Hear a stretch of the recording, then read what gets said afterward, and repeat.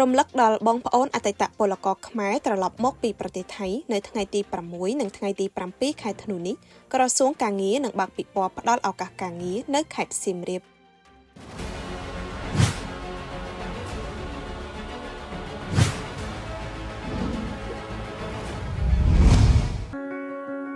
ខ្ញុំត្រូវការទុនបន្ថែម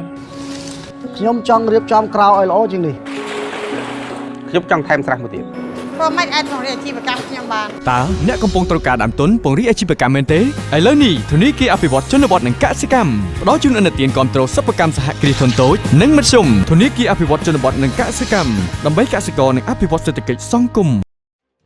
ក្រសួងការងារនិងបណ្ដុះបណ្ដាលវិជ្ជាជីវៈនឹងរៀបចំពិព័រណ៍ការងារសន្តិសុខសង្គមនិងបណ្ដុះបណ្ដាលវិជ្ជាជីវៈនៅស្រុកចំនួន2របស់ខេត្តសៀមរាបគឺស្រុកសូត្រនិគមនិងស្រុកពួកដើម្បីផ្ដល់ឱកាសការងារអត្ថប្រយោជន៍នៃរបបបេឡាជាតិសន្តិសុខសង្គមបសសនិងវគ្គបណ្ដុះបណ្ដាលជំនាញបច្ចេកទេសនិងវិជ្ជាជីវៈដោយឥតគិតថ្លៃជូនប្រជាពលរដ្ឋជាពិសេសអតីតពលករដែលត្រឡប់មកពីប្រទេសថៃអ្នកនាំពាក្យក្រសួងការងារនិងបណ្ដុះបណ្ដាលវិជ្ជាជីវៈឯកឧត្តមសុនមេសាបានឲ្យដឹងថាក្នុងពិព័រណ៍នេះនឹងមានសហគ្រាសក្រុមហ៊ុននិងរោងចក្រជាច្រើនចូលរួមផ្ដល់ឱកាសការងារជាង 80,000 កន្លែងជាមួយការសម្ភាសជ្រើសរើសបុគ្គលិកនៅកន្លែងផ្ទាល់ក្នុងនោះអ្នកចូលរួមទាំងអស់នឹងទទួលបានព័ត៌មានអំពីឱកាសការងារដ៏សម្បូរបែបវគ្គបណ្ដុះបណ្ដាលបច្ចេកទេសនិងអត្ថប្រយោជន៍របស់បេឡាជាតិសន្តិសុខសង្គមផងដែរបន្ថែមពីនេះអ្នកចូលរួមនឹងទទួលបានសេវាកាត់សក់អាហារភេសជ្ជៈនិងអាវយឺតដែលឥតគិតថ្លៃថែមទៀតផង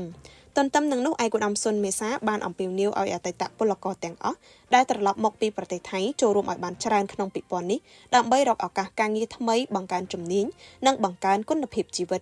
សូមបញ្ជាក់ផងដែរថាក្រសួងការងារនិងបណ្ដុះបណ្ដាលវិជ្ជាជីវៈបានរៀបចំពិព័រណ៍ការងារសន្តិសុខសង្គមនិងបណ្ដុះបណ្ដាលវិជ្ជាជីវៈក្នុងខេត្តចំនួន2រួចមកហើយគឺខេត្តបាត់ដំបងកាលពីថ្ងៃទី15 16ខែវិច្ឆិកាឆ្នាំ2025និងខេត្តបន្ទាយមានជ័យកាលពីថ្ងៃទី22 ទី23ខែវិច្ឆិកាឆ្នាំ2025និងសម្រាប់ខេត្តបន្ទាប់គឺខេត្តសៀមរាបដែលនឹងប្រព្រឹត្តទៅពីថ្ងៃទី6ដល់ថ្ងៃទី7ខែធ្នូឆ្នាំ2025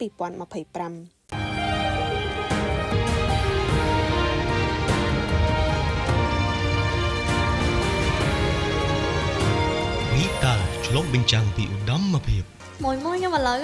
សួរហៅតែមីជាតិឆាសុតមន់ទេយាយម៉ានមីជាតិឆាសុតមន់ឆាក៏ឆ្ងាញ់ឆុងក៏ឆ្ងាញ់